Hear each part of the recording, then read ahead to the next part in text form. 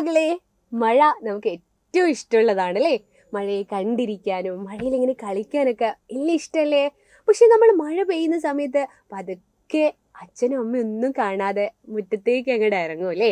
അപ്പൊ ഉണ്ട് പുറകേന്നൊരു വിളി, ദേ മഴയാട്ടോ, തല നനച്ചിങ്ങോട്ട് വരല്ലേ, പനി പിടിക്കും അല്ലേ? അവർക്ക് പേടിയുണ്ടാവും. കാരണം എന്താണ്, ഇപ്പോൾ പനി സീസണൊക്കെ ആണ്. ആ സമയത്ത് നമ്മൾ എന്ത് ചെയ്യാൻ പാടില്ല, മഴയൊന്നും അധികം നനയാൻ പാടില്ല. പക്ഷെ ഒരിക്കലെങ്കിലും നമ്മൾ മഴ നനയണം.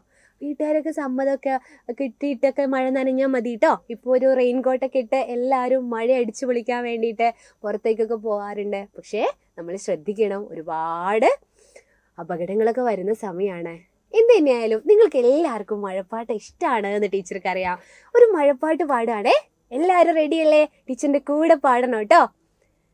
തുള്ളിപ്പെയ്യുന്ന മഴയത്ത് തുള്ളിക്കളിക്കുവാൻ എന്തു രസം,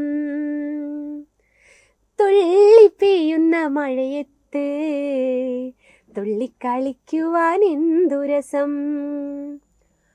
അച്ഛനും അമ്മയും കാണാതെ മഴയെ തൊടുവാൻ എന്തു രസം, മഴയോടു മിണ്ടുവാൻ എന്തു രസം, തെക്കുന്ന് വന്നൊരു പൂങ്കാറ്റ് മഴയെയും കൊണ്ടങ്ങു പോയല്ലോ, എന്തൊരു കഷ്ടമാണ് അയ്യോ, മഴയിൽ കളിക്കുവാൻ വയ്യല്ലോ. മഴ ഇങ്ങനെ ആസ്വദിച്ച് മഴയെ അറിഞ്ഞിങ്ങനെ വരുന്ന സമയത്താണ് തെക്കുന്നൊരു പൂങ്കാറ്റ് വന്നത്. എന്നിട്ടോ മഴയെയും കൊണ്ടങ്ങ് പോയില്ലേ. നമ്മൾ പ്രായമുള്ളല്ലേ, മുതിർന്ന മുത്തശ്ശിമാരൊക്കെ പറയാറുണ്ടായിരുന്നു, അതാ ആ കാറ്റ് വന്ന് ആ മഴേനെയും കൊണ്ടങ്ങ് പോയി എന്ന്. അതുപോലെ തെക്കുന്ന് വന്നൊരു പൂങ്കാറ്റ് മഴയെയും കൊണ്ടങ്ങു പോയല്ലോ, എന്തൊരു കഷ്ടമാണ് അയ്യോ, മഴയിൽ കളിക്കുവാൻ വയ്യല്ലോ.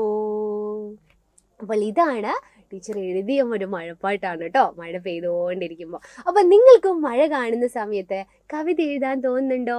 ഒരു കുട്ടി കവിത എല്ലാവരും ഒന്ന് എഴുതി നോക്കിക്കേ. അപ്പം മറ്റൊരു ക്ലാസ്സിൽ കാണാം. ഈ മഴപ്പാട്ട് എല്ലാവർക്കും ഇഷ്ടമായി എന്ന് വിചാരിക്കുന്നു. ബൈ.